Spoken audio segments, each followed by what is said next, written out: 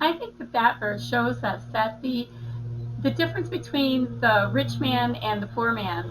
And I see the poor man, possibly I'm right on this or possibly I'm wrong, but the poor man being the man or woman filled with faith in Jesus Christ, where the rich man is rich in all his knowledge and his wealth and the things of this earth and the world that he gets caught up in. And those are the things that he's put his stock in his life.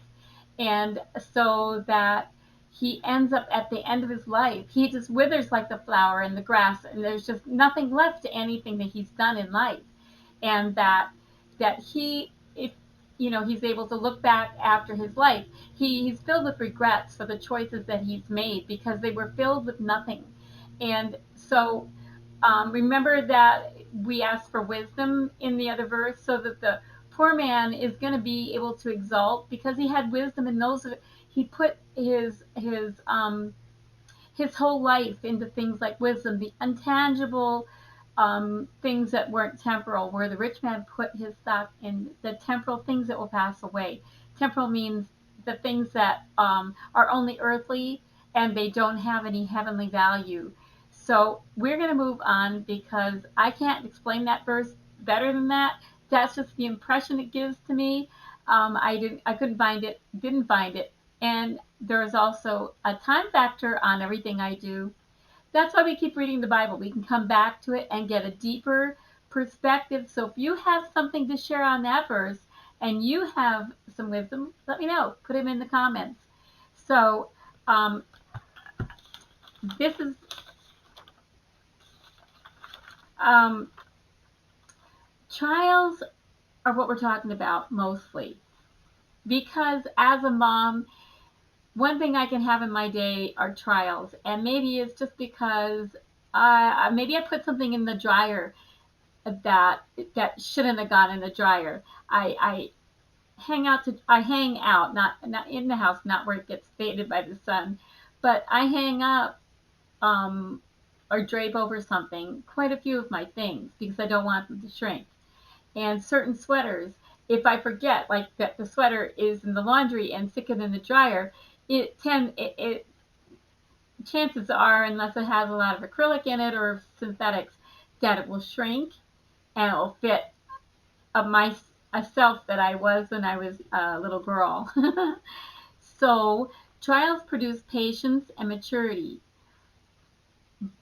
But when I look but when I look to the future, I do not want to go through trials. I kind of like get scared of them. So the thought of trials being something that bring a blessing on my life, I don't want to go through a trial. And yet, going through trials is something that, or being willing to go through the trials and knowing that they'll mature me as a Christian, involves total surrender of myself and my future and my pre- present, not presence that I get, but the present time, the moment, things in the moment. It, it means that I'm going to surrender all those things to God. Um, a trial is very demanding. When if you think of something that you've gone through that was really really tough, like something I went through was one of our children was very very difficult when that child was a teenager, and actually there were two that were particularly difficult, and um, so if you have that in some way, you're not alone. But it was demanding of my energy and my it would totally drain me, and but it got me out of my comfort zone.